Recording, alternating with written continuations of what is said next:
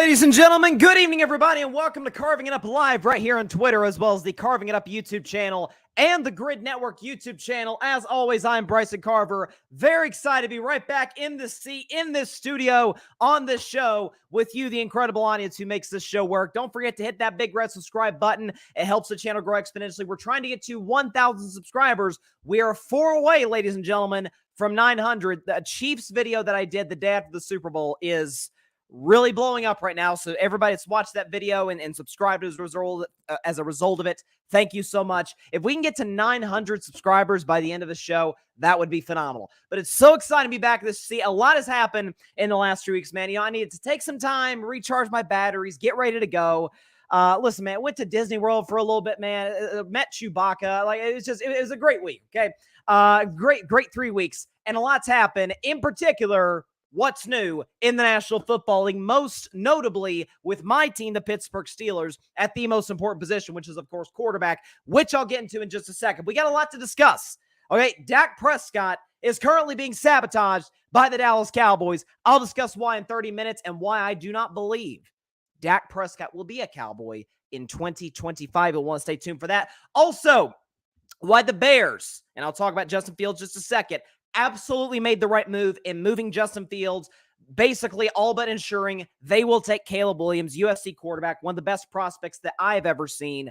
Number 1 overall in this draft in about a month and a half. Definitely going to want to stay tuned for that. Also, Aaron Donald retired on Friday. Congrats to Aaron Donald on an awesome career. No doubt first ballot Hall of Famer. Why Aaron Donald is one of the 3 greatest defensive players of all time, as well as why Saquon Barkley is not the impactful signing that a lot of folks are making it to be for the Philadelphia Eagles. All of that coming up later on today's show and throughout today's show. I didn't have time to get into the Kyrie hook shot yesterday, which was nuts against the Denver Nuggets. Wemby's another crazy Wemby stat line. We'll get to plenty NBA as time goes on. March Madness now, men's, women's brackets. A lot of great stuff there coming up this week, but it's all NFL. And it starts with the Pittsburgh Steelers, so here we go. But first, my Pittsburgh Steelers are back in business, y'all. And you know what? I have been, as a brand new Steelers fan, of which I became this past July. Folks may not know that I was a Cowboys fan for a long time, and simultaneously, due to his days at Mississippi State, I'm a Tennessee fan, big SEC guy. I was a Dak Prescott fan. And the fact that the two, happened to cross paths and join forces, so to speak, in 2016 made me very happy. So when Jerry Jones screwed over Dak in the 2020 contract negotiations and Dak messed up his ankle, I'm like, you know what? I'm done with the Cowboys. I'll always support Dak and whoever he plays, but I can no longer be a Cowboys fan. And for a lot of reasons, Jerry doesn't exactly show an inclination to try and build a championship team. We'll get into that in a half hour. So for a few years, I was like, who should I pick? I decided to pick Pittsburgh this past July. And one of the reasons is because winning culture, history of winning.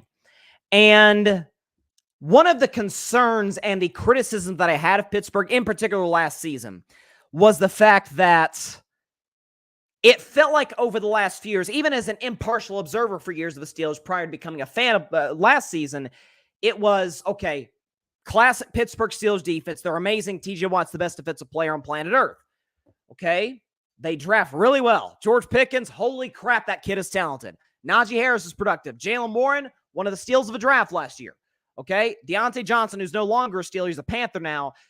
Productive guy. Pat Freiermuth, good. Offensive line, progressively getting better. Mike Tomlin, great coach. And the offensive coordinator has zero creativity whatsoever, and the quarterback situation is one of the worst in the NFL. And when reports had surfaced over the last few months that the Steelers were strongly considering sticking with Kenny Pickett, and that the new hired offensive coordinator, Arthur Smith, who I said the day he was hired, love this hire, look at the success he had in Tennessee with Ryan Tannehill of all guys, I'm like, you're really going to run this back with Kenny Pickett? In a division with Joe Burrow, Lamar Jackson, and whoever Cleveland runs out there next year, who knows? We'll see. But whoever it is, Deshaun Watson, Joe Flacco, who's a Colt now, whoever, they're better than Kenny Pickett.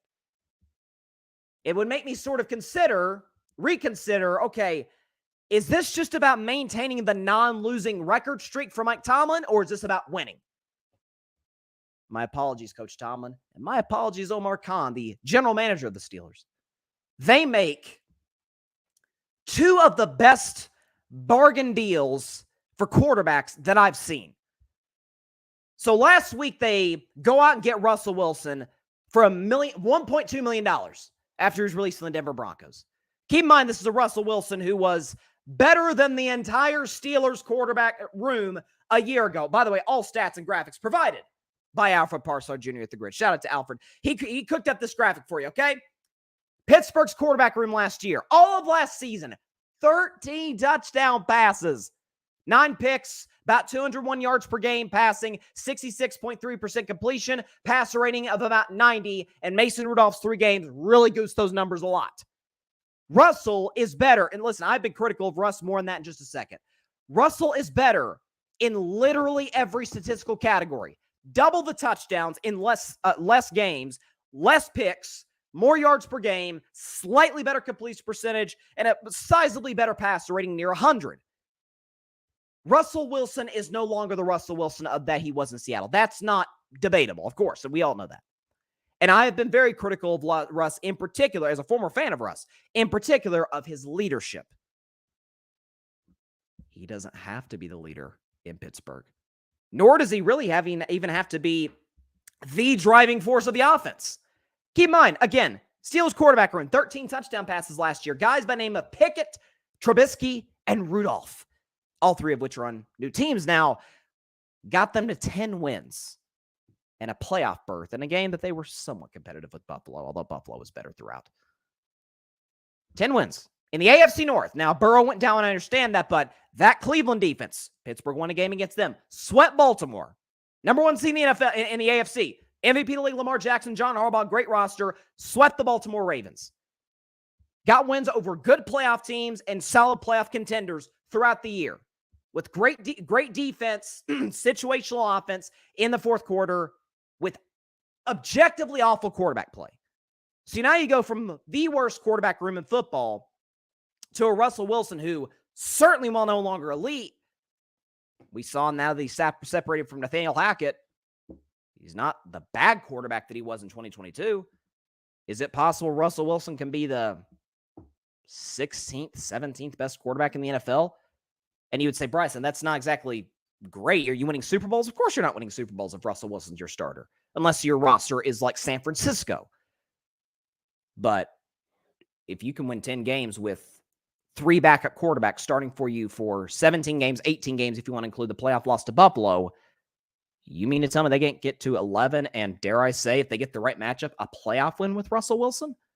So they go from an unbelievably low ceiling quarterback room led by Kenny Pickett to a low-ish ceiling with Russ, but a high floor now that he's got a good creative offensive coordinator with Arthur Smith, weapons including George Pickens, including Jalen Warren, Najee Harris, Pat Freiermuth, reports saying the Steelers could add either Tyler Boyd or Mike Williams and maybe draft a guy.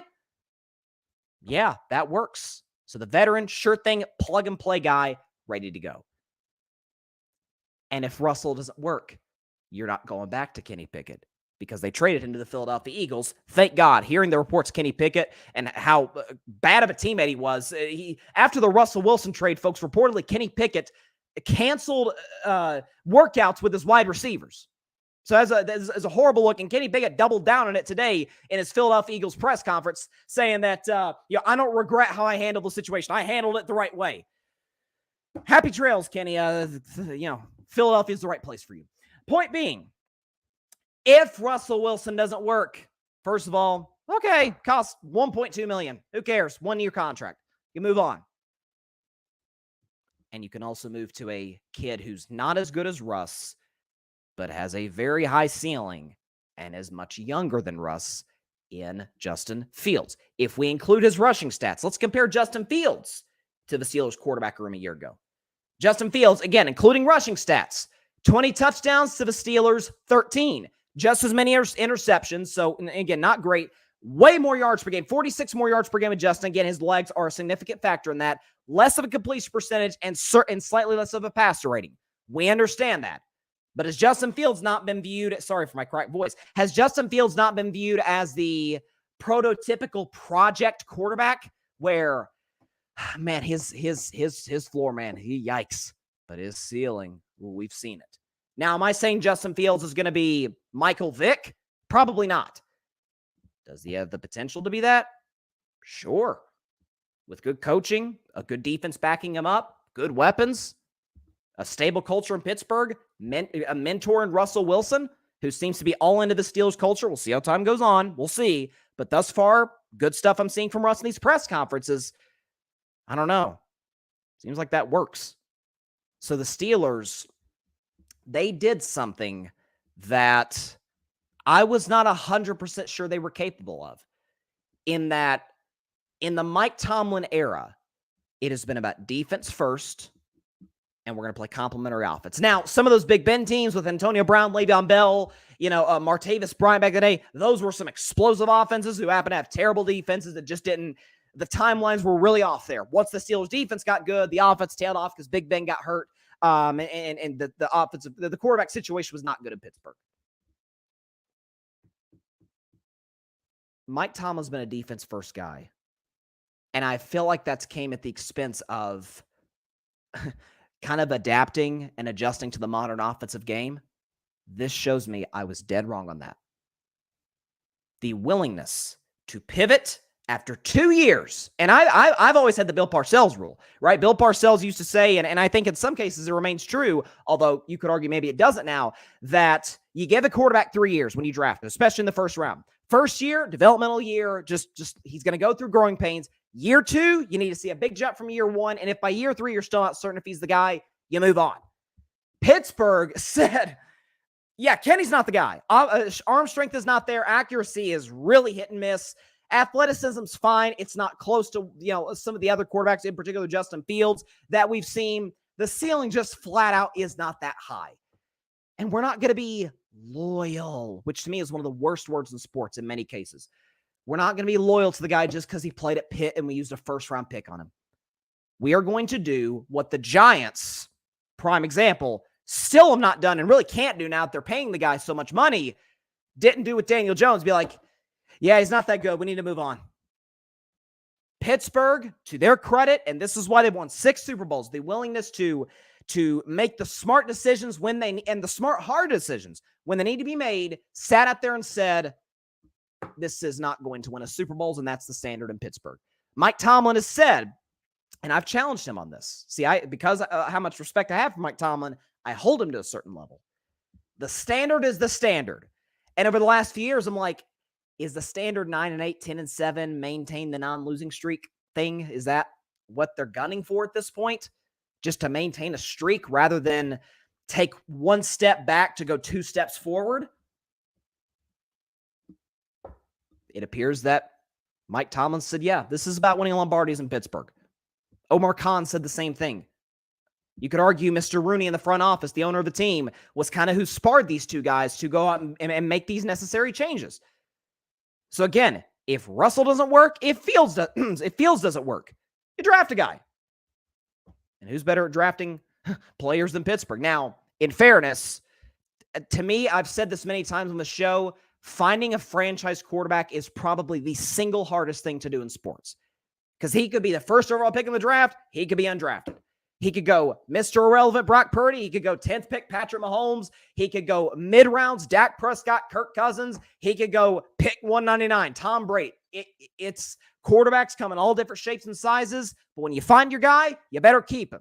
But you got to find him first, which is unbelievably difficult and is not down to exact science. Otherwise, a lot of teams would have found their quarterback by now. See Chicago, who looks like they'll be taking Caleb Williams. More on that in a couple of minutes. But I think Pittsburgh doing what they did shows that, okay, they have evolved as an organization in the sense of loyalty's nice. Again, loyalty is good when you're loyal to the right things. You should be loyal to T.J. Watt. He's awesome.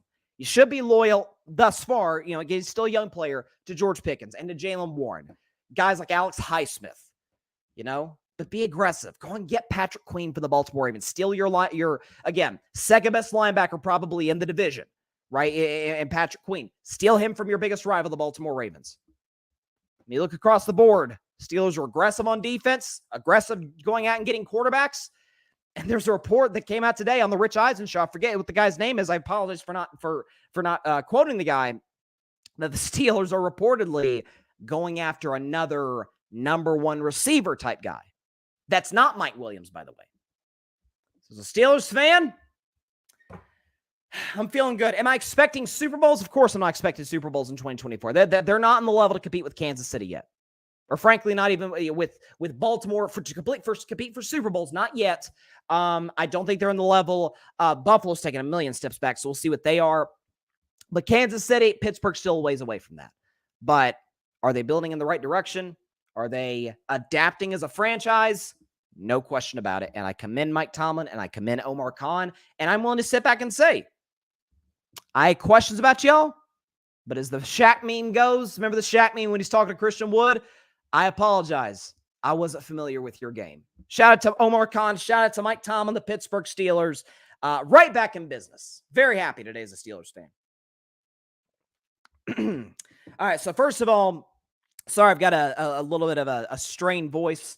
A lot of times I like to go outside and run. It's a little chilly today, so it's kind of messed with my voice a little bit. Everybody, feel free to chime in the comment section. Let me know what you think about each and every topic. We're trying to get to 900 subscribers by the end of today's show. We're at 896.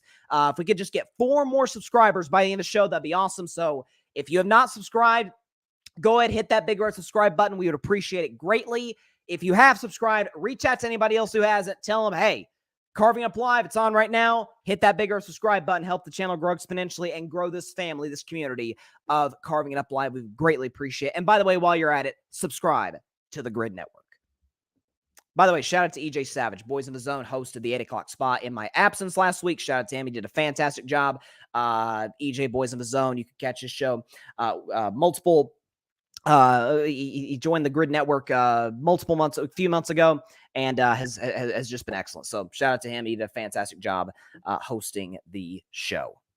All right, as I try to get my voice back into a rhythm, let's transition to the other side of the Justin Fields situation with Chicago. So again, Justin Fields, I always have a rule that if there's 5 quarterbacks taken in the first round, and this year it looks like there could be 6 potentially, we'll see. But if there's 5 quarterbacks taken in the first round, generally 2 are home runs, 1 is fine, but doesn't quite live up to being in the first round pick that he was, and 2 are straight up busts. Like 2018 to me is the prime example. Josh Allen, Lamar Jackson, home run, absolute. Teams are thanking their lucky stars that they took those 2 guys. Cleveland, now, again, Baker has been successful, just not with the team that drafted him, although he did have some success in 2018 and 20 with the Browns. But Baker has not lived up to being the first overall pick, but he's still been productive. He did get Tampa to the playoffs last year. Baker had a really good season. By the way, more than earned the contract that he got from Tampa Bay. 3 years, $100 million. Congratulations to Baker Mayfield. And the other 2 guys, Sam Darnold, Josh Rosen, straight up bust. Josh Rosen was abysmal. Sam Darnold's a backup. And I like Sam Darnold a lot, by the way. I really did. I thought he'd pan out. He did not. 2021, I thought it was going to be that. I loved Trevor Lawrence. Still do. I loved Trey Lance. Not sure. I mean, if you can't work in the Kyle Shanahan system where basically everybody works, I'm a little concerned about your development, but we'll see. And I thought there'd be 2 busts. And I was right on both. Zach Wilson, Mac Jones. Both are not going to be with their teams next year. Mac has been horrendous. Zach Wilson, you could say the same thing about. And I said Justin Fields would be the guy who would be productive, but not live up to being a first-round draft pick. I think I've been right on that. Okay, his record is not anything to go crazy about. He's well below 500 in his career. Numbers are good. Rushing numbers are excellent. Again, yards per carry, stellar. Touchdowns, good numbers across the board for Justin Fields. He needed a change of scenery, and the Chicago Bears needed an upgrade at quarterback, especially when you consider sometimes when you're stuck in the middle, and Justin Fields, we would consider, I think, the mid to lower level tier of starting quarterbacks in the NFL. He's certainly not top 10. Nobody would argue that. I don't think he's top 15 either. 19th, 21st best quarterback, you can make a case for that. Chicago has an opportunity to take a guy in Caleb Williams, who is one of the greatest prospects that we've ever seen in the history of the NFL draft. what's his name? Joel Klatt. I did a segment on this right before I went on break. Joel Klatt, who's one of the premier college football analysts that there is, I think he's excellent, ranked Caleb Williams as the best prospect he's seen since 2012. And I did a segment. I completely agree. Arm strength, arm angles, mobility, strength. Again, size isn't crazy, but it's not crazy with Mahomes either. And I think Patrick Mahomes has panned out okay. And Caleb Williams, again, a down season. Oh my God, Caleb took a really big step back. Folks, he threw 41 touchdown passes last year. He wasn't that bad. And by the way, just about every quarterback that works with Lincoln Riley works in the NFL. So all of that said, the Chicago Bears, just like the Steelers made the right move and upgraded from Kenny Pickett, the Chicago Bears undeniably made the right decision, moving on from Justin Fields, getting Caleb Williams. First and foremost, from a financial standpoint, you reset your clock from the salary cap, right? So now you go from paying Justin Fields nothing to where after this year, fifth-year option, you may have to make a decision. Now with Caleb Williams, you don't have to pay him for 3 years. You get 2 to 3 years to figure out, is he the guy? Is he the future? Is he the type of dude to take the Chicago Bears back to prominence? Justin Fields, like him, I think he could work in Pittsburgh. My hopes aren't sky. It could work. Potential's there. He didn't work in Chicago. So they moved on. They were tired of being solid. They're shooting for the moon. The fact of the matter is, when you have the first overall pick of the draft via the Carolina Panthers, you have to take this kid. This isn't a draft like 2022, which is Warren Sharp, who's the premier analytics guy in the NFL. Shout out to Warren Sharp. He did a breakdown a couple weeks ago of the 2022 quarterback draft, and it's one of the worst we've ever seen. It's been horrendous. Kenny Pickett, disaster, bust, out of Pittsburgh after 2 years. Malik Willis in Tennessee, who I actually liked, by the way, out of Liberty, third-string quarterback with the Titans. Desmond Ridder, traded. Really the only guy that's panned out in the 2022 draft is Brock Purdy, Mr. Irrelevant. Like, that's been the only guy we could say, oh, yeah, that was a good pick by San Francisco. That's it. And so this isn't one of those drafts where it's like the best quarterback prospect is Kenny Pickett. In that case, you stick with Justin Fields. But I've heard the argument for the Caleb Williams skeptics. One of the arguments I've heard is, man, if you could trade the first overall pick, man, you get a haul for it, not just because it is the first pick, but who the first pick will be, because a lot of teams love Caleb Williams, rightfully so. You get a lot of draft picks in return, in addition to the first-round pick, the high first-round pick you already have. But you know what that means, right? That means you have to hit on those picks. Hit on multiple picks as opposed to hitting on one. One pick. Again, ask the Kansas City Chiefs. Ask the Cincinnati Bengals. Ask the Colts in 98. Okay, ask these teams that have taken quarterbacks number one overall how that's panned out for them. Not all of them, but I'm talking about the ones that have worked in the NFL. If they would have went back and traded the first overall pick to get multiple picks and multiple players. Listen, folks, I've said it since 2021, and it's as true as ever today. This is a quarterback and to a certain degree, offensive play caller league. It just is. When you have the best coach in the NFL, Andy Reid, best quarterback in the NFL, Mahomes, you're going to reel off a dynasty. Okay, Travis Kelce, Chris Jones, you need those pieces, L'Jarius Sneed, but you can get by with having one of the worst receiving cores in the NFL. Why? Head coach is the best and is a brilliant play caller. Quarterback's the best and is a magician. You get a Caleb Williams whose ceiling I don't think is Mahomes, because Mahomes' ceiling is greatest quarterback ever. I'm not saying he is. I'm saying he is the GOAT. I'm saying his ceiling is the GOAT.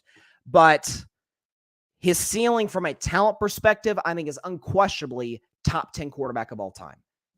That's not, and I really like Justin Fields, I should say. That's simply not his ceiling. And when you consider the Chicago Bears, in their history, have never had a quarterback throw for 30 touchdowns or over 4,000 yards, you need to take the swing when a guy like this becomes available. So again, folks talk about like, man, this is risky. You trade a Justin Fields, who's a productive player. Record isn't great, but he's good. We all agree on this. It works. That's risky, man, to move on for the first overall pick. I would argue it's more risky to trade the first pick, roll with Justin Fields, kind of cross your fingers. I hope he develops by year 4. We're 4 years in. It's still, does it work? Does it not? And you have to hit on multiple picks. Like that to me is the way bigger gamble. Because at that point, if those picks don't pan out, Ryan Poles losing his job. Matt Eberflus losing his job. A lot of folks are going to be looking for employment that are within the Chicago Bears organization. That's point blank. So I think if you're the Bears right now, this was an obvious move. This was an absolute obvious move. Now, in terms of the return they got for Justin Fields, a 6th-round pick that could be converted into a 4th-round pick if Justin plays 51% of the team snaps in Pittsburgh, which I doubt is the case. I get why folks are like, man, you couldn't have gotten more for that. But I also, maybe I'm reaching on this, but to a certain degree, really respect the Chicago Bears, who historically have not been the best run organization, at least in the Super Bowl era they haven't. But they put out the statement. It was Ryan Poles that put out a statement that said, or the reports that came out said, that the Bears had better offers from other teams, but wanted a place where they felt like Justin Fields could succeed. And because Pittsburgh is the stable organization that they are, they felt like that could potentially work. If that's the case, kudos to the Chicago Bears. And that's a really good look for potential free agents in the future, draft picks, guys who could be free agents, who the Bears want to keep. That's a good look for not for Justin Fields, but for the Chicago Bears front office and organization. That, hey, we are going to be a team that swings for the fences, going out and trading our good quarterback to get a potentially awesome one, while also doing right by that player. Because by all accounts, Justin Fields was well-liked in the locker room. The fans loved him in Chicago. He held a certain level of respect within the city, within the franchise. They liked Justin Fields. They love Caleb Williams. But that don't mean they're going to screw over the guy they like. I get business is business and some hard decisions need to be made in certain instances. But in this case, unless they had an offer that absolutely blew them out of the water, like if some team offered like a 2nd-round pick for Justin Fields, like that'd have been like, okay, we need to get the 2nd-round pick. Outside of that, let's do right by the kid. Get an extra asset, 6th-round pick that could become a 4th-round pick. We'll cross our fingers that Justin plays for the Steelers this year and get an extra draft pick. We'll see for 2025, that is. So, but I think oftentimes we look for the winner in these trades. I think both teams won. The Steelers are going for a guy who is high upside at quarterback and moving on from a guy who not only is a bad locker room guy in Kenny Pickett, according to multiple reports and multiple instances from last season and this offseason, but a guy who's moving on from that, for a very low upside, bad teammate to a guy who's a good teammate with way higher upside, lower floor, but higher ceiling. And for the Chicago Bears, we got a chance to draft the best quarterback prospect since Andrew Luck. You don't pass that up. You simply don't. So shout out to both franchises. I think both will be better for it in the end. I really do. But I'm telling you that this is a great quarterback draft, and I'm curious to see where pick 2 goes, who Washington takes. Like it feels like the 2nd best quarterback discussion changes every day. Like on some days, it's Jaden Daniels. There's a lot of hype around JJ McCarthy that, quite frankly, I don't totally get. I like JJ. He showed me some clutch gene in the playoff win against Alabama. And to a certain degree against Ohio State, although that was mostly led by Blake Corum in the run game. But there's some signs there. I just don't think he's first round pick worthy. Drake May, again, is a potential 2nd overall pick. Like this build up over the next month and a half is going to be really fun. Because Caleb is like the Bears trading Justin Fields makes the number 1 pick a formality. Like they like the Vegas odds, the Bears are like minus 4,000 to take Justin Fields. So basically a guarantee, just translation for those that don't gamble. That's basically a guarantee that they're going to take Justin. I'm sorry, so take Caleb, by the way, is what I meant. 2nd pick with Washington. From there, who knows? That's going to be really fun. And by the way, the wide receiver depth in this draft is crazy, led by Marvin Harrison Jr., of course, who is just incredible. I think, to me, Caleb is the best player in this draft. I think Marvin Harrison has the best chance to succeed. Like if Marvin Harrison Jr. goes to a team where either their quarterback is set in stone, they feel pretty good about, excuse me, like let's say Marvin Harrison Jr. goes to the Arizona Cardinals. Well, that could be a little bit lethal with him and Kyler Murray. Like that could potentially work. But we'll see. Sorry to cough there a second. Like I said, my voice is a little bit compromised today because, like I said, running outside in the cold weather isn't always the best for your vocal cords. But nonetheless, here we go. Transitioning now, man, this team, I'll tell you what, they never cease to provide content, and I respect the heck out of them for that. Let's talk about America's team. How about them Cowboys? Yeah! How about them Cowboys and the all-in Cowboys? Jerry Jones talked about prior to the offseason, the Dallas Cowboys were going to go all in. Now, I said on this show that I didn't buy that an ounce of that. I thought it was complete BS. Jerry Jones in the Dak era, heck, kind of in the Romo era outside of the TO signing, has never been an aggressive GM/owner, at least in the 21st century. And so this idea that all of a sudden a Jerry Jones who's been abiding by the same formula for 2.5 decades, almost 3 decades, is all of a sudden just going to flip on a dime because of a bad playoff loss. Jerry's seen a lot of bad playoff losses and hasn't changed anything. So this idea that he was all of a sudden going to change was I don't think he really fooled anybody, but nonetheless, it was an absurd statement to make. And I don't think I've ever seen anything like this by a franchise since the Indianapolis Colts. Now, that to me was a more egregious instance of sabotaging your quarterback in Andrew Luck, because you draft this generational talent from Stanford, number 1 overall in 2012. You get him a bunch of receivers, and that's about it. Coaching staff, defense, offensive line, one of the worst in the league, and Andrew Luck played 7 years in the NFL and retired. Like and it took, I remember I'll never forget the game in 2015 when Andrew Luck played against the Broncos with a lacerated kidney. That's the kind of hits he was taking with that horrendous offensive line in front of him. The Colts paid dearly for it. The Colts have not always been terribly well run under Irsay. That's, to me, is a very similar situation with the Cowboys and Dak Prescott. So I saw this, and it's funny, Pro Football Focus posted this today.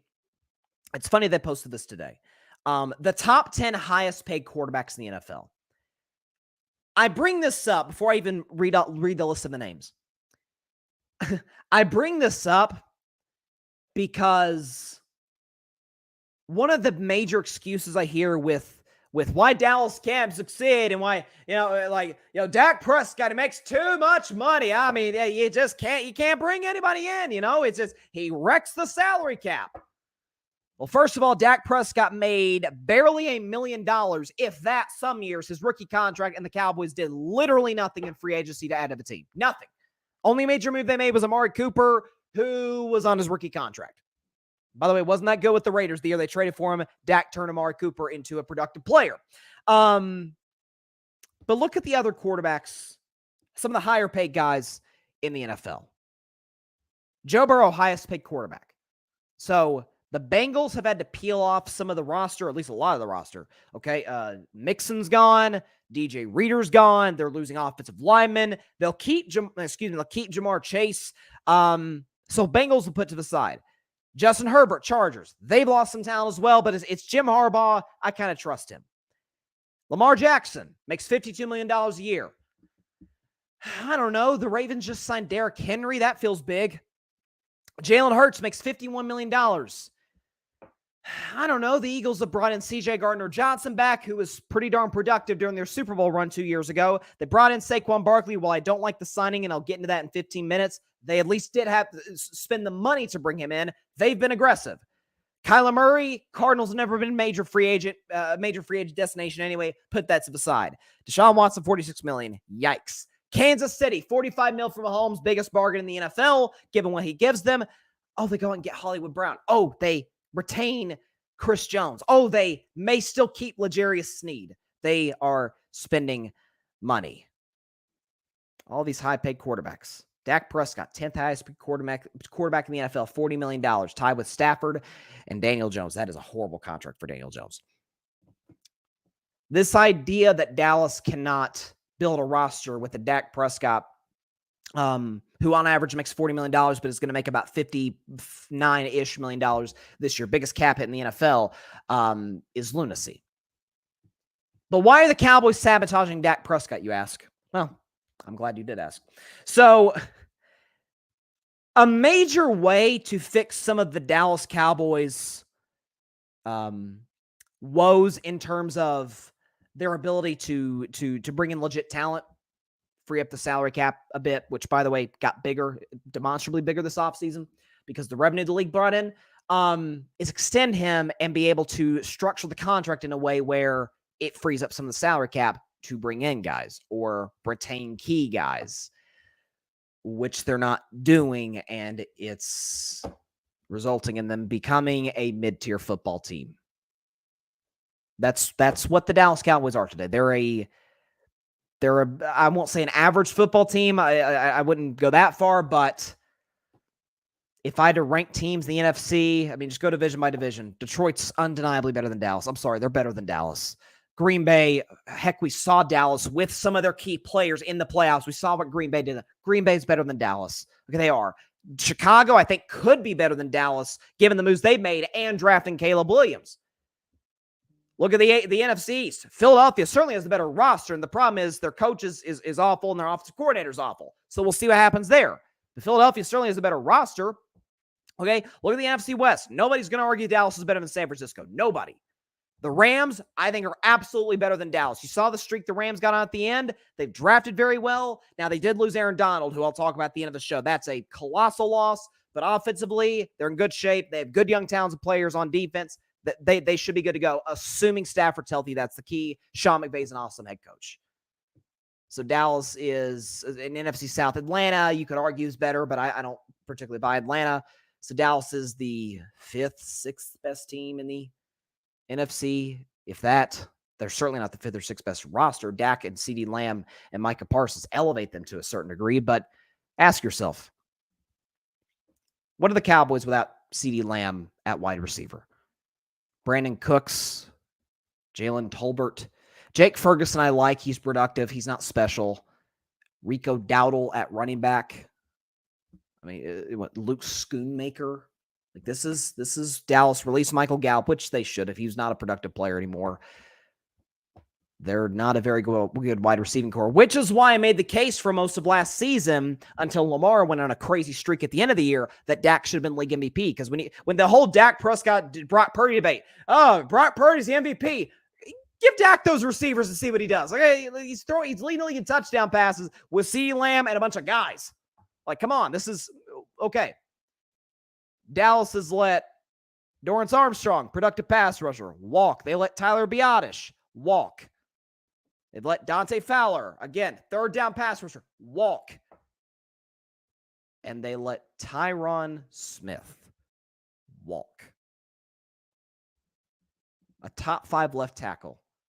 Probably the second most important position on an offense to quarterback is left tackle. Protect his blind side. Unless you're Tua, then it's right tackle. And you just let him walk out the door. And to the Jets' credit, they snagged him. Now Aaron Rodgers has a left tackle in New York. Here's why I think this is happening. Dak Prescott has 1 year left on his deal. Jerry Jones, let's just disregard his all-in segment because we knew that was a bunch of nonsense. I think Dak Prescott and Jerry Jones have had icy, to me, is the best word to describe. Icy of a relationship. They've had so much of an icy relationship to this point. I mean, remember when Dak paid Jerry 3 years ago, or Jerry paid Dak 3 years ago and told him to his face at the press conference, I overpaid you, man. Can't imagine that does wonders for their relationship, to put it mildly. I think Jerry and Dak, at least the two sides, Dak's agent Todd France maybe, certainly is involved in this situation. I think this has become a situation where Jerry has said, you know what? We're not extending Dak. We are. This news came out from Field Yates very recently. If I could pull this up here, they did restructure Dak Prescott's contract. If I could pull this up here, is a tweet from Field Yates. Do we have it? Here it is. Okay, so this is from today. Field Yates on Twitter. The Cowboys convert a $5 million roster bonus due to quarterback Dak Prescott on Sunday into a signing bonus, creating $4 million in salary cap space in 2024. The move reduces Prescott's salary cap number to $55.455 million, while the 2 extra void years were added to the deal for cap purposes. This does not prevent the team and Prescott from further negotiating a long-term extension, but provides Dallas with immediate salary cap relief.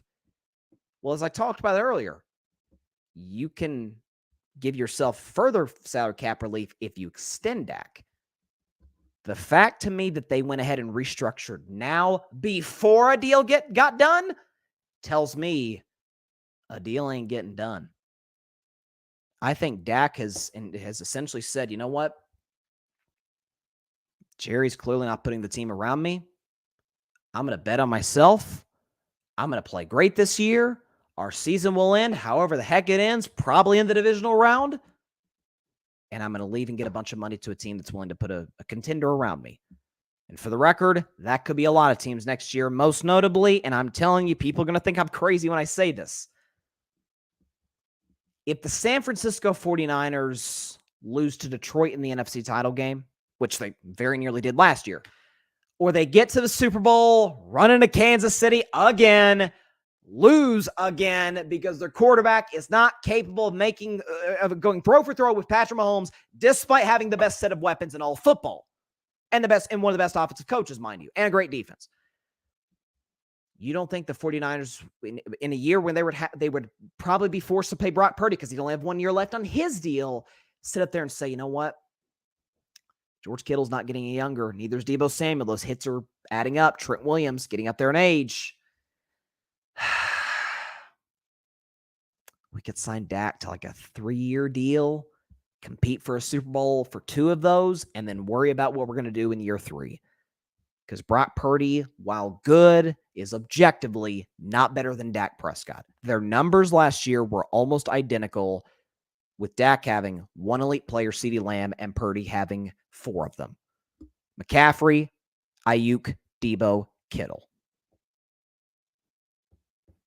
I think Dak's going to play this year out.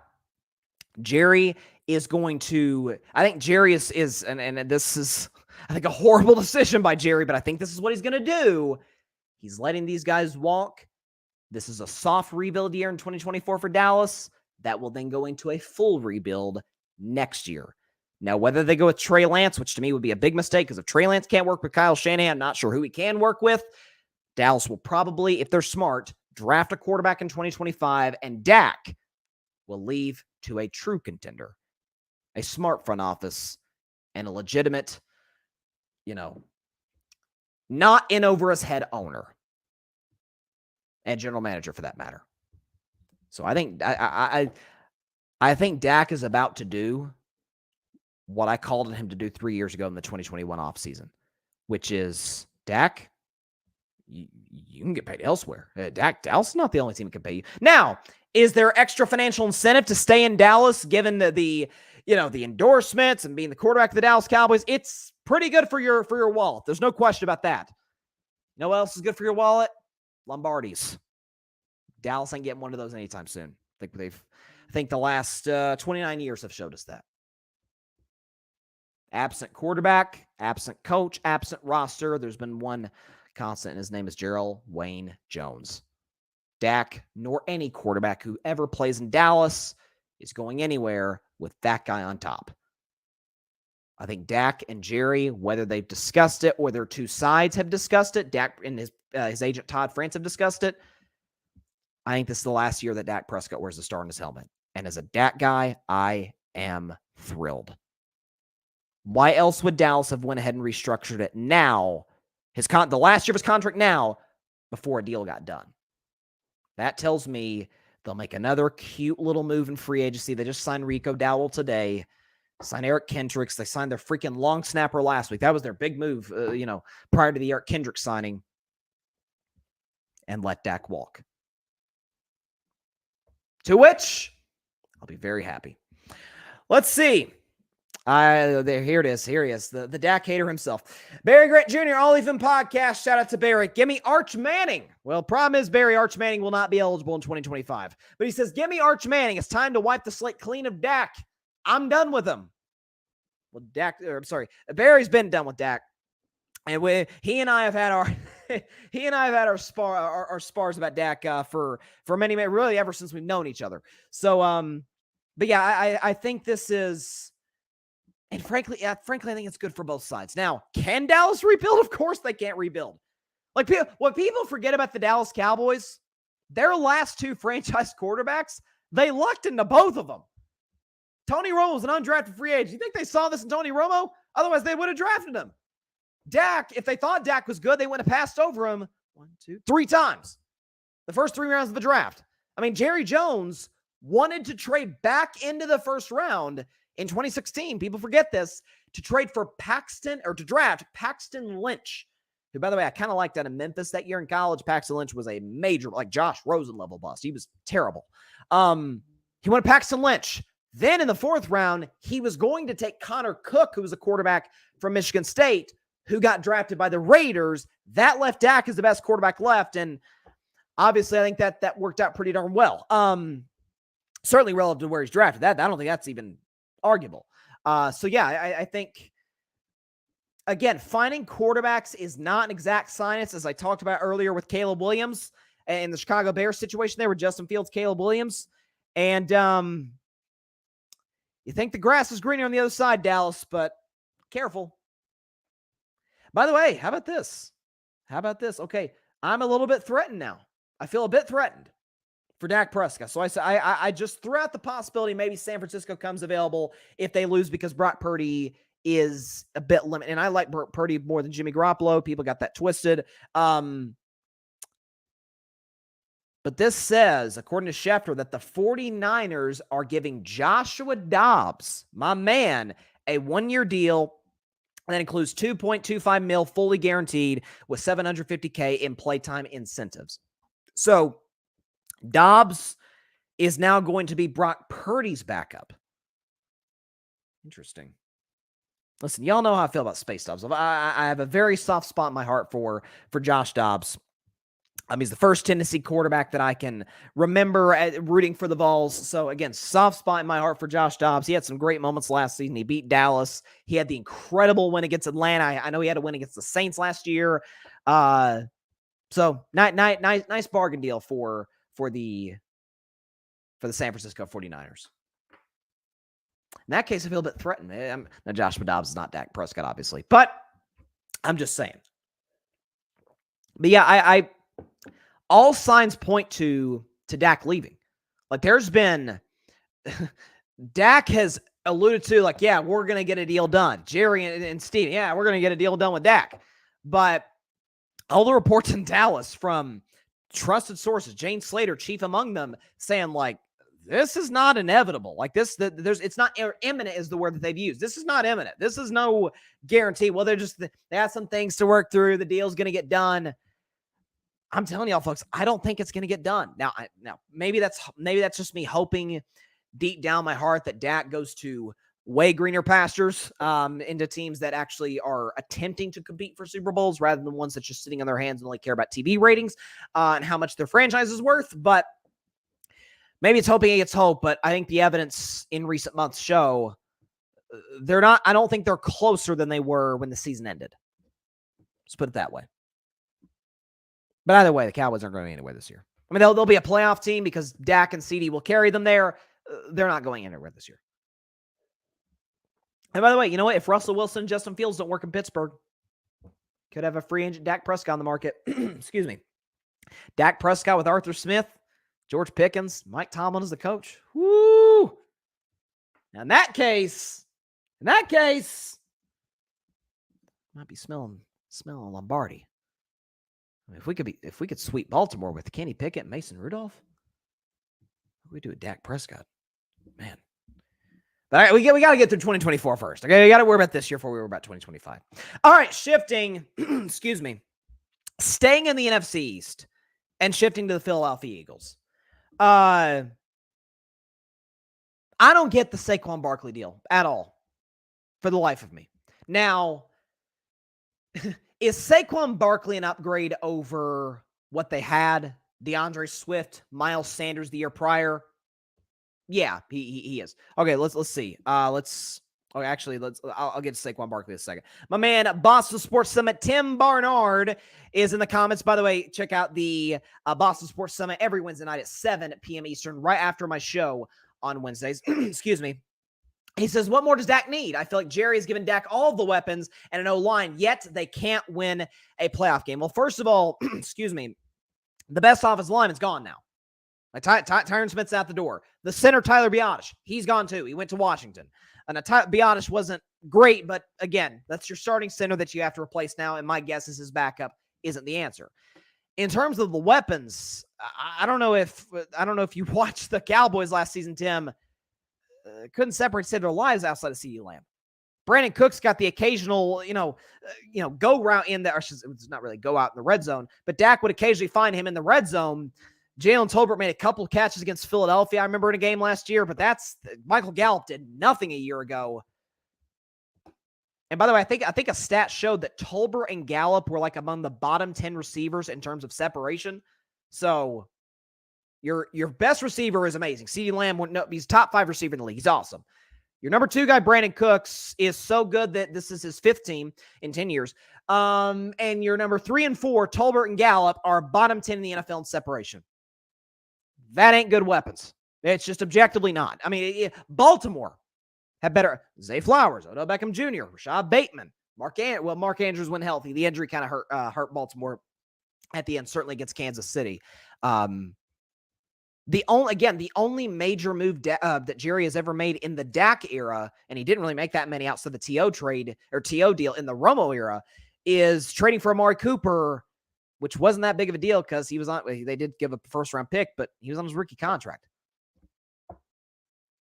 So I think this notion that Jerry has, he's put the perfect teamer on Dak. Dak just can't what? Have you seen the Cowboys' offensive numbers with Dak out of a lineup? They're abysmal.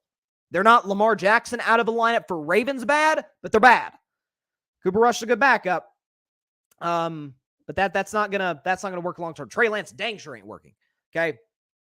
Trey Lance is a higher upside. Cooper Rush is the better quarterback today. The team down. I mean, listen, how many times do we need to see, year in and year out when Dallas plays the big boys? Some games they won. They beat Detroit. They beat Philadelphia. Like they beat some good teams last year. But how many times do we need to see them in some of these games where they straight up don't match up with some of these teams?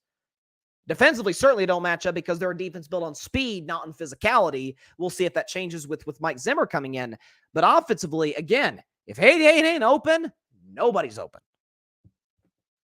So, again, put Dak in Pittsburgh, put Dak in San Francisco. It's over. It's San Francisco winning the Super Bowl.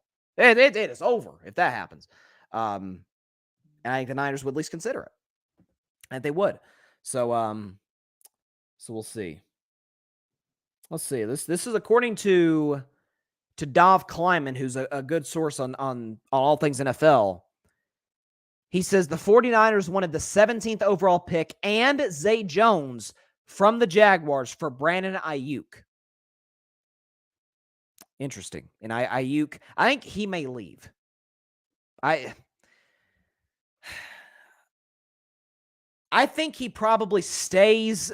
I don't know. My guess is Ayuk probably stays in San Francisco. They'd have to really be. Again, they're paying Purdy nothing, so that helps. But they'd have to be really. What's the word I'm looking for? They'd have to be really good with the salary cap to make that work because they're paying Debo, they're paying Kittle, they're paying McCaffrey, they're paying Bosa, they're paying Trent Williams. Like that. That would be kind of tough. So he could walk, but something in me tells me Ayuk is going to be a 49er next year, but we'll see. We'll see if it's in a long-term deal or not, because T. Higgins is staying in Cincinnati, but it's the franchise tag. So only time will tell. Now, transitioning back to, again, NFC East, Philadelphia Eagles, Saquon Barkley. Excuse me. I don't get the deal at all.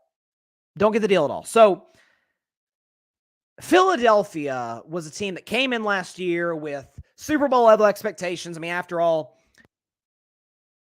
excuse me, y'all, voice is giving me real problems today. Philadelphia came into last season with Super Bowl expectations. They were a field goal away from winning the Super Bowl. Obviously, Mahomes pulled on Mahomes, led the Chiefs down the field, pulled a great Patrick Mahomes classic comeback to win the game.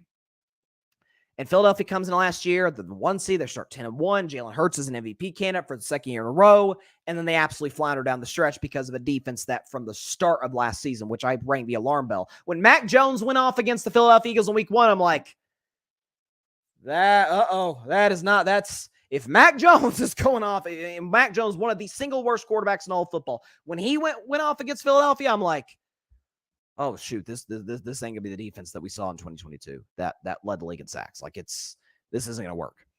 And of course, over the course of the season, and certainly over the last month and a half of the season, they were the single worst defense and really the single worst team in the NFL record-wise. And they were just as good as Carolina, who got the first pick for Chicago to take Caleb Williams. Philadelphia goes out and gets brings back C.J. Gardner-Johnson, which I like, by the way. Okay, C.J. Gardner-Johnson in the limited action he got in Detroit was productive. He was really good in Philadelphia the year they got to the Super Bowl. But the other big move the Eagles make, they get Saquon Barkley, who was a free agent from the New York Giants. I don't get this for the life of me. Again, the contract. 3 years, $37 million. 3 years, $37 million for Saquon, with a couple of years at the end that can be finagled.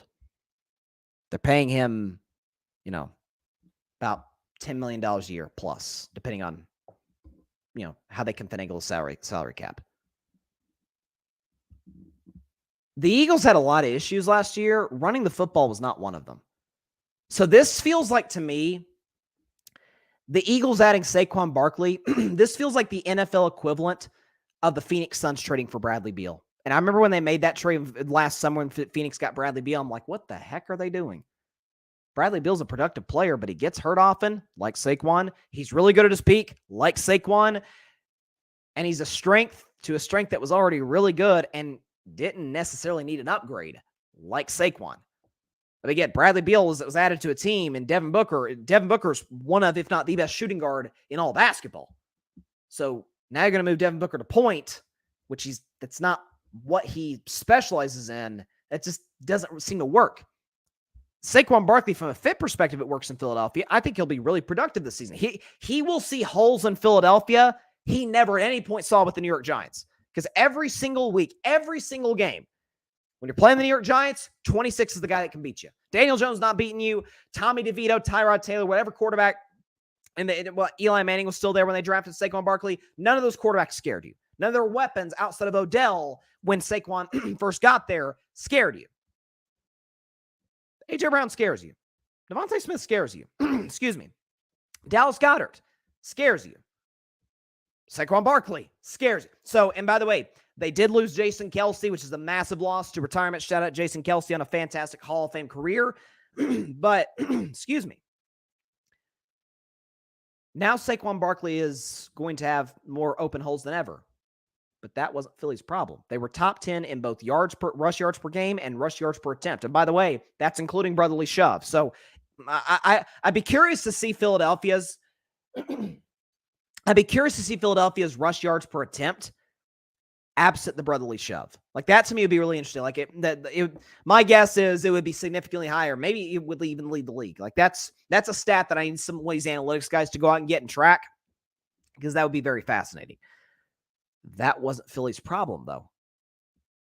Saquon Barkley's contract is almost identical to Patrick Queen's contract, who signed with my Pittsburgh Steelers. And did they not need a linebacker last year, or did they not need a linebacker? Secondary was atrocious last year. Darius Slay had a bad year. What's his name? Number 24, the guy. Oh my God, Bradbury. Horrible season. Excuse me, horrible season last year for Philadelphia. You think Patrick Queen would smoothen those things out a little bit? Middle of the defense, great tackler, can stop the run, can cover, has a couple of interceptions on his resume and a stat sheet. What does Saquon Barkley add? Excuse me. That the Philadelphia Eagles do not. They can run the football effectively with DeAndre Swift, just like they can run effectively with Miles Sanders, just like they can run effectively with Jalen Hurts. I don't see how that really helps them at all. So will Philadelphia be better next year? I don't think they'll have the late season collapse they did last year. I don't think they'll be over the last month and a half of the season the worst team in all of football. Do I think they got better? Not really. They did upgrade a defensive coordinator. They added C.J. Gardner-Johnson. But offensively, Nick Sirianni's still there. They added Kellen Moore. Why they did that is beyond me. And they lost Jason Kelce. And they added a strength to a strength that, by the way, was still even relatively productive when they were floundering at the end of the season. Like, they were still rushing for over 100 yards a game. They were still fine in that regard, even during their late season collapse, much less for the duration of the season when they were really good for the first 11 games. I don't know. I look at the Philadelphia Eagles and I don't really see how that really puts them over the top. I know it looks sexy when you see Jalen Hurts, A.J. Brown, Devontae Smith, Saquon Barkley, Dallas Goedert. It looks good. It's going to be, fun to play on Madden 25. Does it make them that much better of a football team? I don't think so. And for the Giants, the fact that the Giants didn't even offer Saquon a deal, my rule in paying running backs. I think you got to be real careful with it.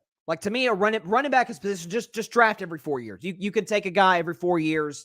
Running back is position. The second they're on their second contract, they almost immediately decline. Derrick Henry and Christian McCaffrey are the outliers to that. And by the way, both will probably wear gold jackets at some point in their lifetimes. Except for if you have a young quarterback, you have a lot of cap space. Like Jonathan Taylor with the Colts, with Anthony Richardson, I think you need to make sure you provide the kid a steady run game. Jonathan Taylor's still in the prime years of his career. Be able to give him that stability. That to me makes sense. Jalen Hurts making a lot of money. A lot of guys in Philadelphia are getting the bag or getting paid. I don't see how it makes them better. As for the Giants, you decided to let Saquon walk and give Daniel Jones $40 million. It's beyond me. But, hey, Giants added Brian Burns, so hasn't been all bad. But, this is sort of the reverse, where I think the Steelers won the Fields trade. I think the Bears won the Fields trade. In this case, this wasn't a trade, but Giants did not get better losing Saquon. I don't really think Philly got that much better by adding Saquon. Will Saquon be productive? Yes, but there's the injury concern. Saquon will be going into year 7. Usually, running backs in year 7 in the modern era are not on the upwards trend. Certainly from a health standpoint when they've suffered major injuries in the way that Saquon has. So, especially the fact that, Derrick Henry, 30 years old, 2 years, $16 million with the Baltimore Ravens, that's basically a perfect deal. Because Derrick Henry's probably going to be productive, to a Pro Bowl level, All-Pro level for another 2 years. Baltimore's a great running team. It works for him. $8 million is perfectly reasonable for a guy of his caliber at his age. That to me is a great deal. Josh Jacobs with the Packers. I don't hate it. I don't love it either. You're still not paying Jordan Love a ton of money. My guess is the Packers will wait until next year to extend him because he's going to be on the 5th-year option.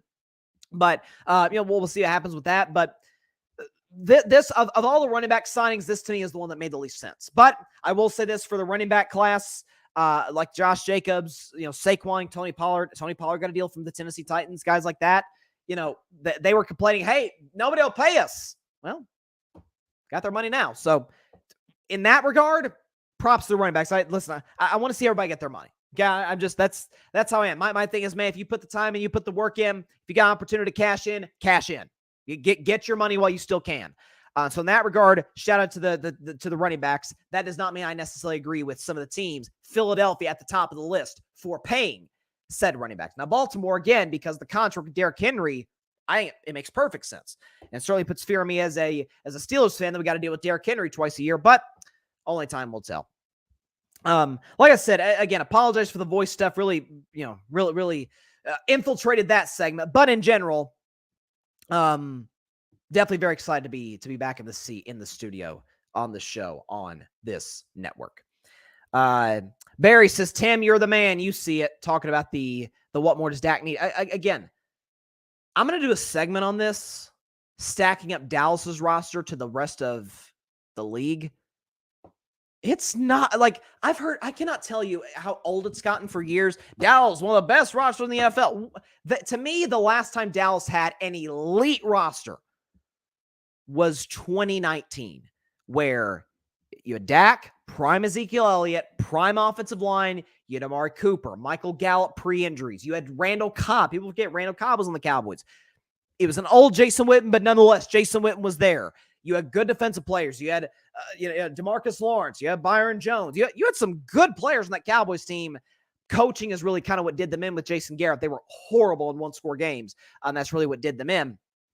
We got another comment from GDeadFan88. Yeah, Dallas is hoping Dak sucks this year, so stock drops. I think it's a great move bringing in Sanders and his son next year, and bye-bye Dak. Okay. Sanders is, I'll just tell you right now, Deion Sanders ain't going to Dallas. Deion Sanders not going to the NFL. If there's any college coach, hiring a college coach in and of itself historically is very risky. Like Jim Harbaugh and Jimmy Johnson are really the outliers in that regard. But Deion has made it as clear as any coach in college football. I'm not going to the NFL. That does not mean he's necessarily saying at Colorado, he's not going to the NFL. I'm just telling you right now. Deion has made that abundantly clear. And Shedeur Sanders, I really like Shedor's talent a lot. Who knows? He could be the number 1 overall pick, or at least the first quarterback off the board in 2025. I'm telling you, like, by the way, to a lesser degree, Washington, Kirk's not he's better than Sam Howell.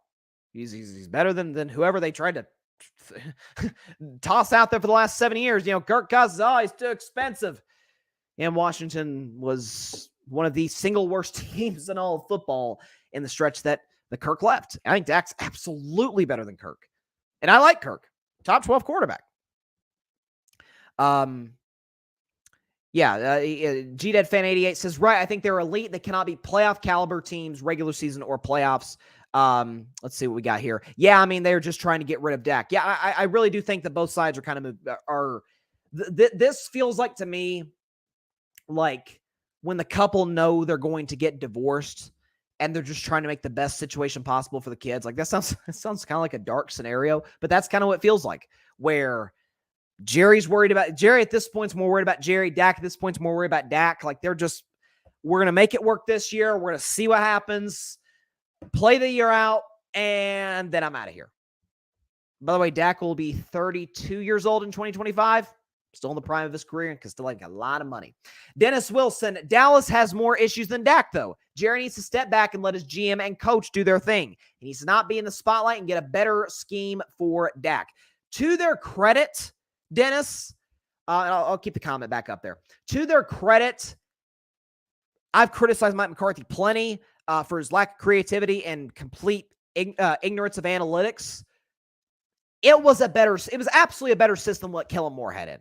Right, like the ability, he let Dak throw it deep. He let Dak use his legs. Kellen Moore didn't. Straight up. Did not let Dak use his legs, at least in 21 and 22, and just flat out did not let Dak throw the ball deep. My thing was, I didn't say let Russ cook or let Dak cook. I said let Dak be Dak. The things that make Dak great. Slinging it down the field. Not like a gunslinger, but let Dak take shots down the field. He's historically been one of the better quarterbacks in the league at that. Let Dak move. Is he Lamar Jackson? No, because nobody is, okay? But he can move. He can be mobile. He's good outside the pocket, accurate, cut the turnovers down from 2022, which was more of a scheme thing with Kellen Moore than it was a Dak problem. We saw that with Kellen Moore gone. Dak almost cut his picks in half. So it was a better scheme. That said, Dallas has virtually no running game at all.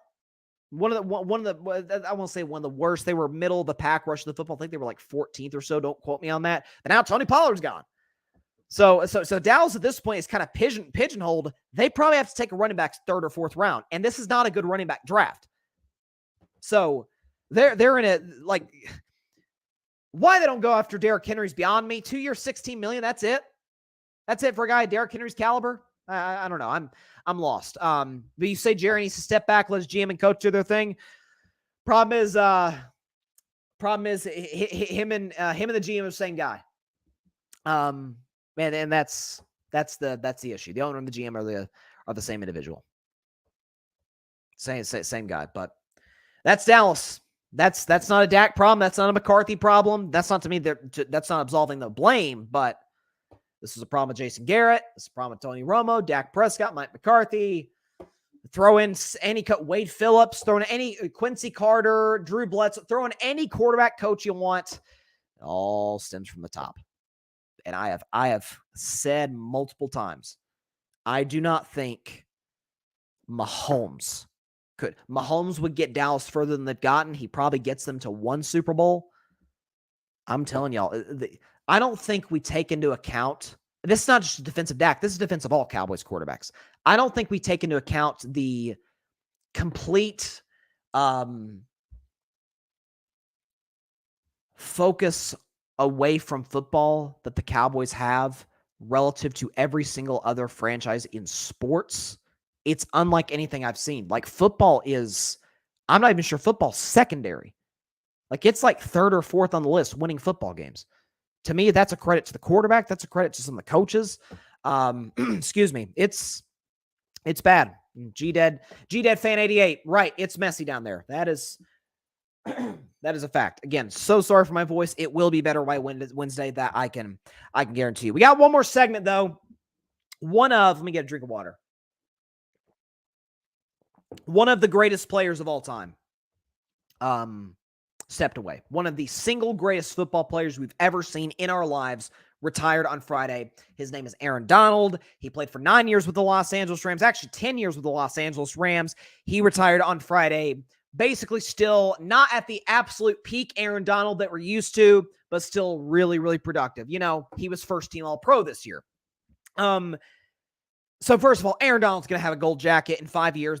Nobody's going to argue that. He's a no doubt first ballot Hall of Famer, the greatest defensive tackle we've ever seen. I don't think that's arguable.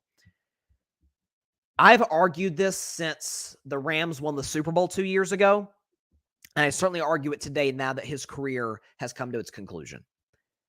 Aaron Donald's the 3rd greatest defensive player in the history of football. LT's number 1, Deion's number 2, Aaron Donald's number 3. Slightly, and it's inches, not feet, over Reggie White, who I have at 4th. You could argue many others. You could argue Bruce Smith. You could argue Ray Lewis. There's a lot of guys you can consider in that argument, but I don't know if we take into account, I'll do a little statistical comparison. I don't think we take into account just how dominant Aaron Donald is. LT, is universally, like Jerry Rice, universally regarded as the greatest receiver ever. Nobody argues otherwise. As great as Moss was, as great as T.O. was, throwing anybody else, Jerry Rice, the greatest receiver ever. He blows every single receiver out of the water statistically, won multiple Super Bowls, was part of a dynasty. Jerry Rice, the greatest receiver ever. I think a similar case is made for LT, for Lawrence Taylor, right? Didn't lead a dynasty, was part of 2 Super Bowl winning teams with the Giants, won multiple Defensive Player of the Year awards, was one of the greatest pass rushers we've ever seen. Belichick was his defensive coordinator with the Giants, swears by him, even more so than he had Tom Brady, the GOAT. Let's compare LT and Aaron Donald. I think you'll be surprised with just how similar their resumes are. I could put this up again, this graphic, of course, from the great Alfred Parslow Jr. Shout out to Alfred. LT, 132.5 sacks, 10 Pro Bowls, 8 first-team All-Pros, 3 Defensive Player of the Years. He won a league MVP in 1986. That's probably never going to be done again by a defensive player. That's just insane. It's crazy. Shout out to LT for that. And won 2 Super Bowls. Aaron Donald, significantly less sacks at 111. But again, consider LT is a natural pass rusher, right? Like came off the edge. Aaron Donald, defensive tackle, interior defensive lineman, got 111 sacks in 10 years. 10 Pro Bowls, just as many as LT. 8 first-team All-Pros, just as many as LT. 3 Defensive Player of the Year awards, just as many as LT. Now, he didn't win an MVP, but again, we'll never see a defensive player win MVP, I think, in my lifetime.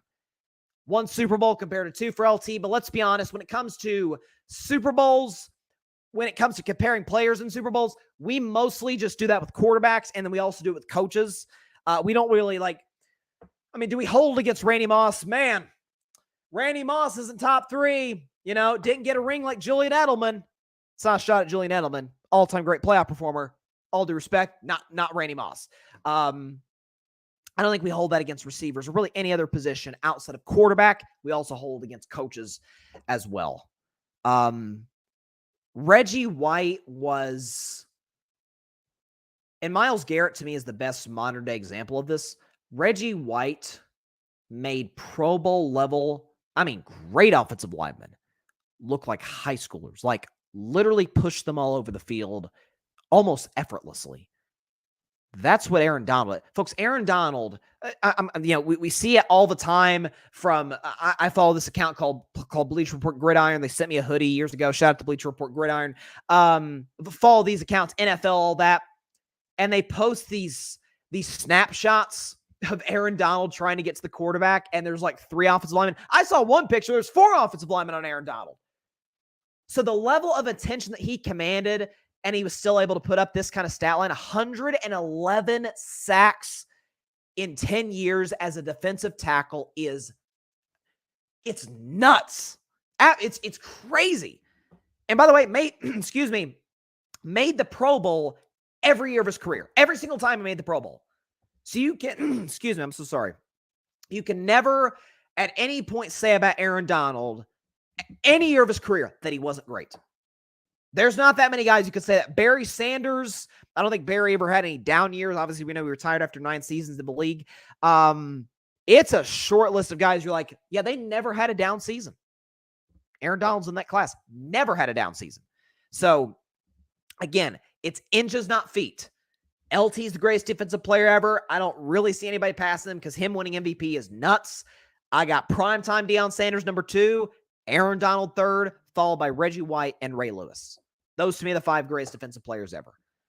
You could throw out plenty of names. Feel free. But that to me is a resume that is, for a defensive tackle, is unbelievable.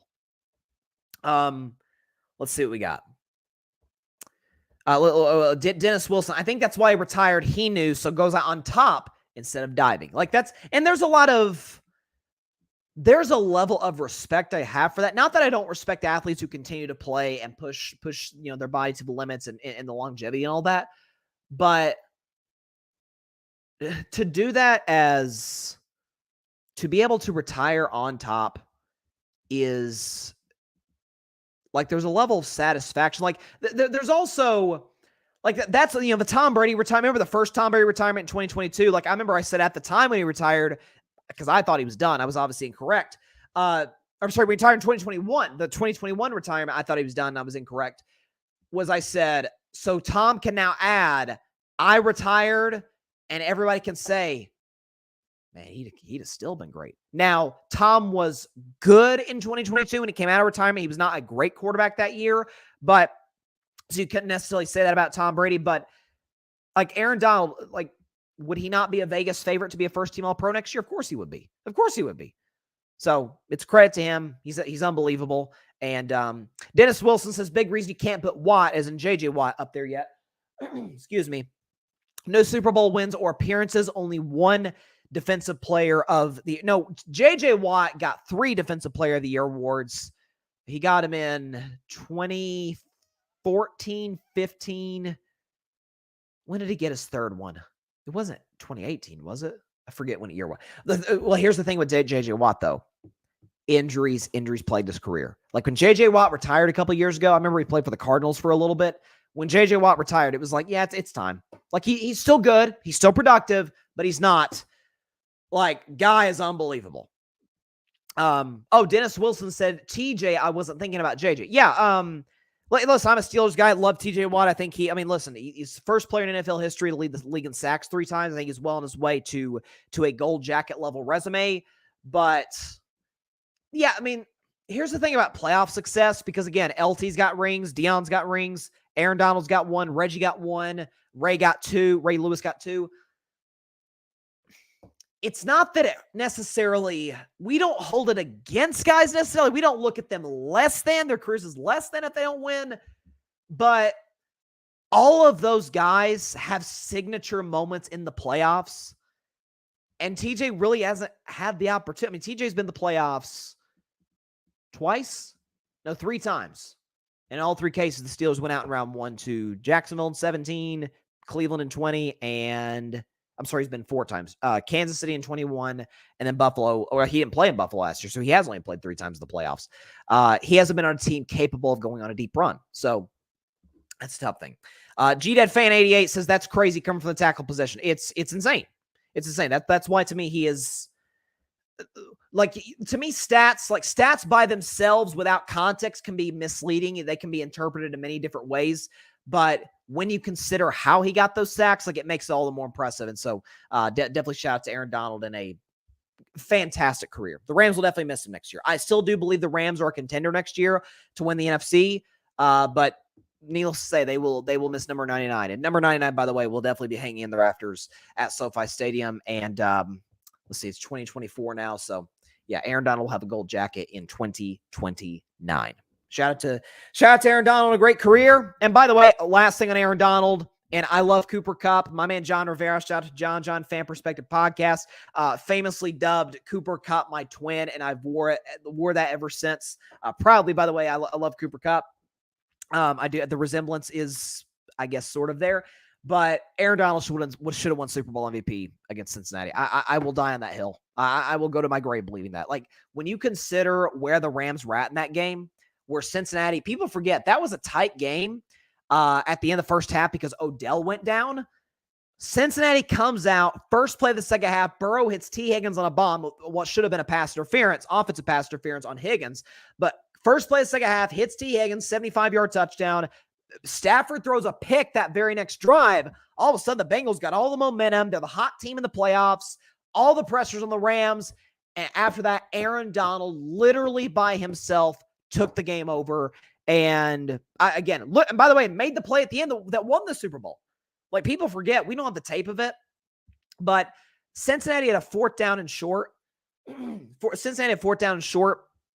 At about midfield. Jamar Chase was going to waltz into the end zone for what probably would have been a game-winning touchdown, but Cincinnati's offensive line couldn't protect Aaron Donald, and he got to Joe Burrow at the last second to where Burrow had to kind of fling it to really nobody. There's a running back in the area, wasn't able to pull it in. Aaron Donald should win a Super Bowl MVP 3 years ago. As great as Cooper Kupp was in that game, as great as he was, I think Aaron Donald should have won that MVP. Dennis Wilson, how do you feel about Jefferson? I feel he had a bad rap in LA. Kupp is working toward the record, so getting 80% of the targets, but he has some crisp route running and has the speed to get behind the DBs. I assume you're referring to shoot. What's his name? Van Jefferson. I was like, it's not Vance Jefferson. Van Jefferson, who just signed with my Steelers the other day. He's fine. He's had a bad case of the drops in recent years, which was a problem that plagued Deontay Johnson, which is that, and his attitude is the reason the Steelers traded him to Carolina.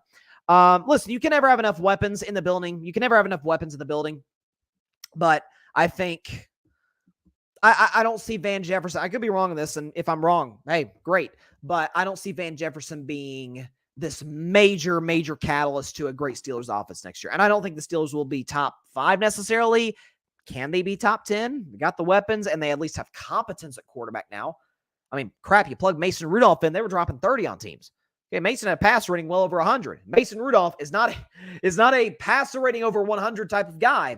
And so that kind of shows you can plug basically anybody in now with a smart offensive coordinator, creative offensive play caller in Arthur Smith. We see his history with the Tennessee Titans and Ryan Tannehill, especially with the play action with Derrick Henry.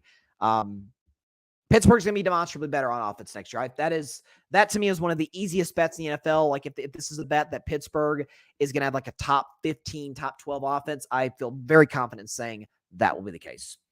All right, first day back. I had a little trouble with my voice, so I apologize for that. But nonetheless, very fun show today. Fun to be back in the studio, back talking about sports. Is what I love to do. I love engaging with you, the audience, in the comment section.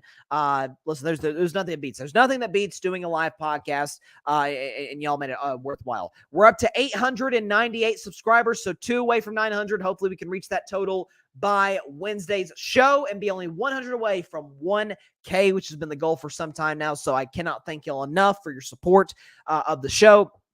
It means the world to me. So just want to extend my love and appreciation to every single one of you. And with that, that is all the time we have for today's show. Be sure to catch Carving Up Live on Wednesday at 6 p.m. Eastern, 3 p.m. Pacific time right here on Twitter, as well as the Carving It Up YouTube channel and the Grid Network YouTube channel. Of course, be sure to like, share, comment. Take 2 seconds out of your day. Hit that big red subscribe button down there. Helps the channel grow exponentially. Again, we're trying to get to 1,000. We're a couple away from 900, so tell a friend to tell a friend if you have subscribed to the show already. If you have not, hey, just takes a couple seconds. Just hit that bigger subscribe button down there. Appreciate it, everybody. All the support in the comments. I see Dennis Wilson. Thanks for the time, Bryson. See you Wednesday. Thank you so much, Dennis. Thank you so much to everybody else who commented. G-Dad Fan 88, Barry Grant Jr., and Tim Barnard, and everybody else who tuned in to today's show. Again, hit that bigger subscribe button down there. It helps the channel grow exponentially. And just as importantly, be sure to go subscribe to the Grid Network. That is GRYD, the Grid Podcast Network, right here on YouTube, as well as any and everywhere you get your favorite podcast, be it Apple Podcasts, Spotify, iHeartRadio, Google Podcasts, any and everywhere you get your favorite podcasts. It's on the Grid Network, where we dare to be different. And be sure to also check out my man Patrick Brown, writing killer articles for the Grid Network website. He just put out one recently, some fantastic stuff. Be sure to check out my man Patrick Brown on the Grid's website. All right, see y'all Wednesday. We got Bryson's Best 10 coming back. We got Carving Up the Context coming back. May have a guest. Who knows? Definitely excited for Wednesday's show. We'll have some more NBA, some more NFL draft. It'll be a fun one, no question about that. So see y'all then. Stay safe out there. God bless y'all. Peace out. Steelers are back in business, baby. Thanks so much for watching the show on YouTube, and be sure to go click that big red subscribe button and check out the other clips and full shows from Carving It Up Live, as well as our other incredible content creators here on the Grid Network.